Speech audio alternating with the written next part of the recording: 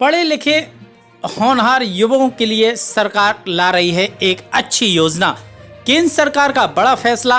सरकार नव युवकों को, पढ़े लिखे होनहार युवाओं को बनाएगी शिक्षक।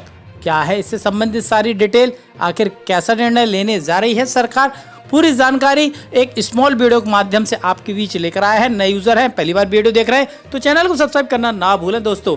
तो दोस्तों, नई दिल्ली ग्रामीण क्षेत्रों के स्कूलों से शिक्षकों की कमी को खत्म करने और गांवों के पढ़े लिखे होनहार युवाओं को उनके आसपास ही रोजगार मुहैया कराने के लिए सरकार ने नई शिक्षा नीति में बड़ी पहल की है।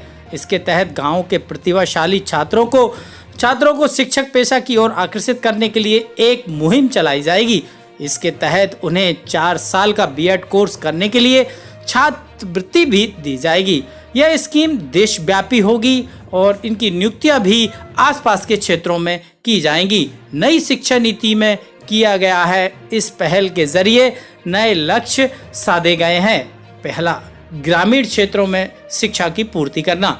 शिक्षकों के बगैर खाली पड़े स्कूलों को शिक्षक मिल जाएंगे। यदि दूसरा वह कि आसपास के ही रहेंगे तो स्थानांतरण आदि का झंझट नहीं होगा। मौजूदा समय में शिक्षक गांव में नहीं रहना चाहते, सभी शहरों और उसके आसपास ही अपनी तैनाती चाहते हैं।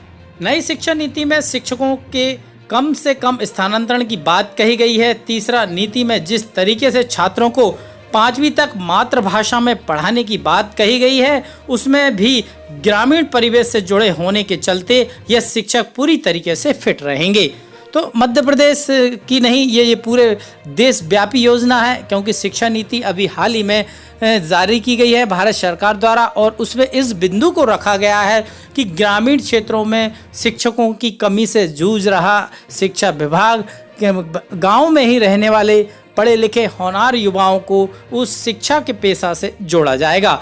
उससे होगा फायदा ये कि उन्हें स्थानांतरण की भी ज़रूरत नहीं होगी और वह अच्छे से गांव में रहकर बच्चों को अच्छी गुणवत्तापूर्ण शिक्षा दे पाएंगे। अच्छी सोच है, अच्छा शिक्षा नीति का पॉइंट भी है, परंतु इसमें एक मैं पॉइंट जोड़ना चाहता हूं दोस्तों। यहाँ भी अभी भी वर्तमान में ऐसे कई शिक्षक हैं जो अपने गांव में निवास करते हैं और वहीं पर भी शिक्षा को पढ़ाते भी हैं।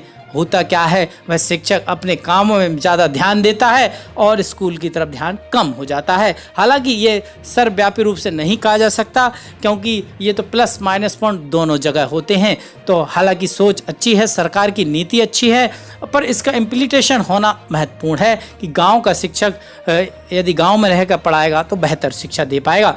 परंतु नए शिक्षकों की खोज की जाएगी। वर्तमान में अतिथि शिक्षक ही संघर्ष कर रहे हैं, क्यों ना उनको जोड़ा जाए।